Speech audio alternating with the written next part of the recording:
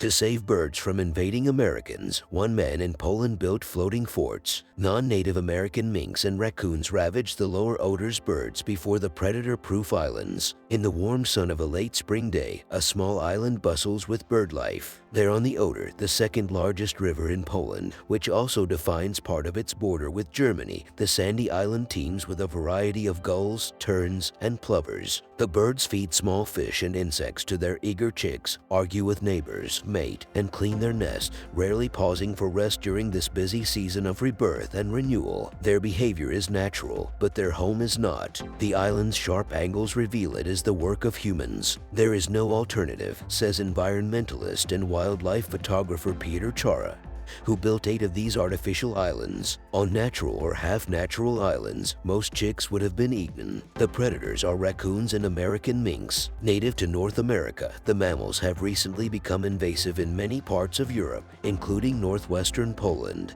In the lower Oder Valley, the invasion has been particularly brutal.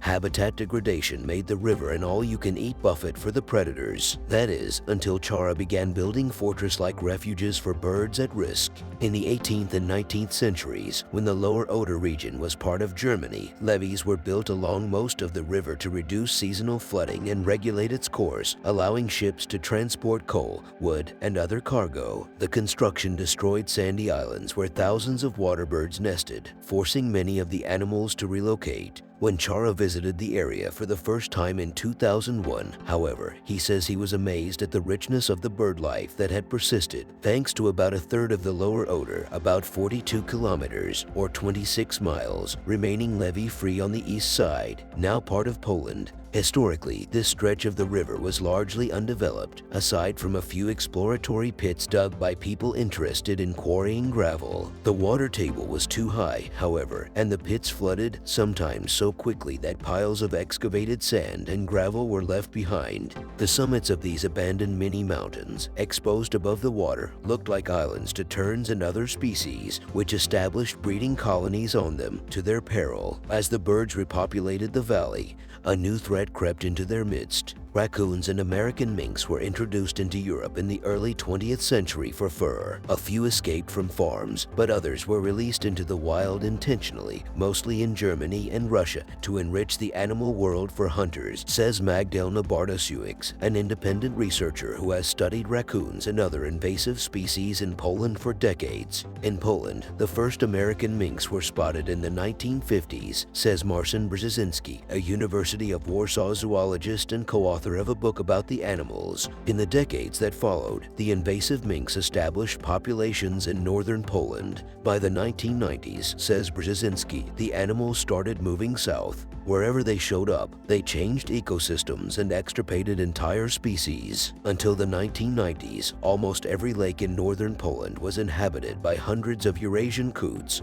says Brzezinski. The striking birds, almost entirely black with white beaks and white patches on their heads, usually nest in reeds along shorelines or in shallow bays where they were easy targets. After the minks invasion, Brzezinski says, coots disappeared from many lakes. Dariusz Bukasinski, an ornithologist from Wiszinski University in Warsaw, has been studying common gulls for 25 years. In the mid-1990s, we had 4,300 pairs of these birds in Poland, he says. By 2009, there were only 2,300 pairs left, thanks largely to predation by minks. The raccoon invasion via Germany began in the mid-1990s with just a few individuals. Now, while the animals are still rare in much of the country, in western Poland, the raccoon is one of the most numerous carnivorous mammals, says Bartosiewicz. Chara witnessed the devastating impact of both invasive species on lower Oder Valley bird life. It began with the arrival of the American minks, which are significantly larger and more aggressive than critically endangered European minks. Whenever there is a live bird, a mink will kill it. It's instinct, says Chara, who says he recalls seeing a single American mink kill hundreds of gulls over a period of just a few days in 2002. Our birds are not adapted to deal with such a predator. A few years later, the raccoons moved in. Although it does not have such a killing instinct like a mink, it is a smart, agile animal, says Chara. I saw how one raccoon killed all 180 chicks and eggs in one colony. Chara watched in despair as the birds, nesting on the semi-artificial islands of exposed debris in old gravel pits, lost their clutches year after year. For 10 years, some gulls and terns were not able to raise a single chick, he says, still emotional as he remembers the losses. The birds had no defenses against the predators until Chara realized he could provide them with some. Using small, flat-bottomed military surplus boats heaped with sand,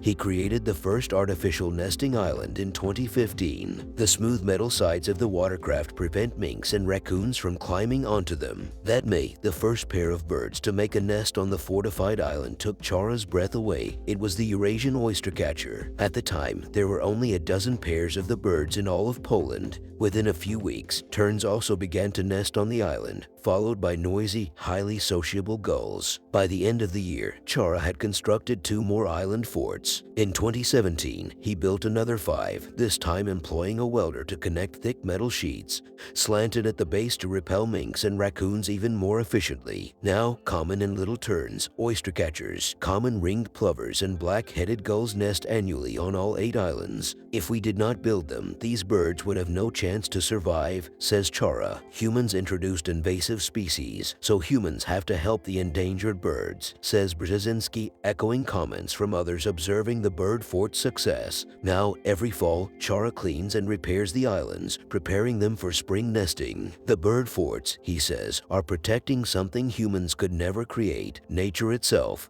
It is so beautiful, Chara says. I want to leave as much of the beauty as possible.